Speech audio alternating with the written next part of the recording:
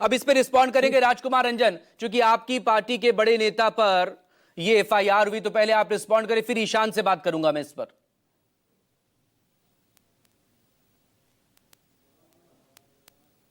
हास्यास्पद है कि अगर जुमला कहने पर एफआईआर दर्ज हुआ है, और जाहिर सी बात है कि आपने जो उल्लेख किया कि बीजेपी शासित राज्यों में हुआ है, महाराष्ट्र, उत्तर प्रदेश और दिल्ली में, सबसे पहले तो एफआईआर माननीय जो गृह मंत्री हैं अभी, जो कभी अमित शाह, जो कभी बीजेपी के अध्यक्ष हुआ करते थे, उन्होंने 2015 में ही चुनावी सभा में जब उन्नसे प्रश्न किए गए पत्रकारों के द्वारा, तो 15-15 लाख रुपया क्यों नहीं पहुंचा अकाउंट में, जो माननीय प्रधानमंत्री जी ने वादा किया था, तो उन्होंने कहा था कि यह तो चुनावी जुमला है।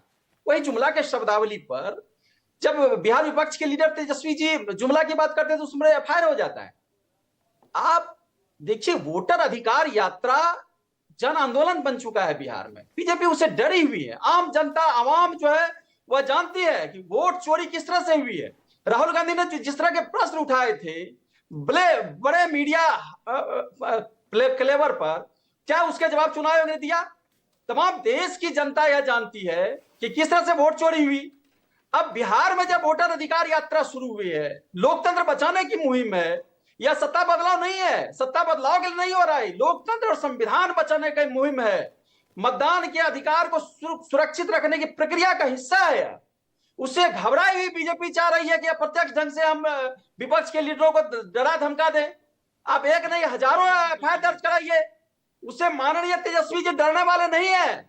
आम आवाम की जो समस्या है, बिहार की जो 65 लाख वोटर को मतदान सूची से बाहर कर दिया था, देखिए एसआईआर की प्रक्रिया पर हमने शुरू से प्रश्न चिन्ह खड़ा किया था कि यह समय टाइमिंग ठीक नहीं है, आप करा लेते। आए दिन यह चर्चाएं के विषय, देखिए प्रमुख मीडिया सुप्रीम कोर्ट का कि आधार को भी आप चल रहा है, वैलिड माने, आधार को वैलिड माने और डिटेल दें आप जिन लोगों के नाम काटे गए, वो आ गया सुप्रीम कोर्ट का। अब सितंबर में सुनवाई होगी, तब देखेंगे आगे क्या होगा।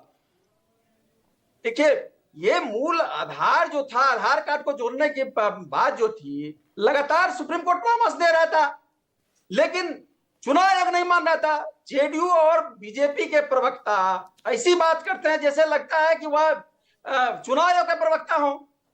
आप क्यों ऐसे प्रश्न खड़े करते हैं? अगर संवैधानिक अधिकार माननीय प्रधानमंत्री जी का है, तो वैधानिक अधिकार विपक्ष के लीडरों का भी है। ये अब तो मानना पड़ेगा, तो वह भी एक कैबिनेट का दर्जा हासिल किए रहते हैं। जो उन्होंने प्रश्न खड़े किए, उन प्रश्नों के बिंदुवार जवाब देना चाहिए।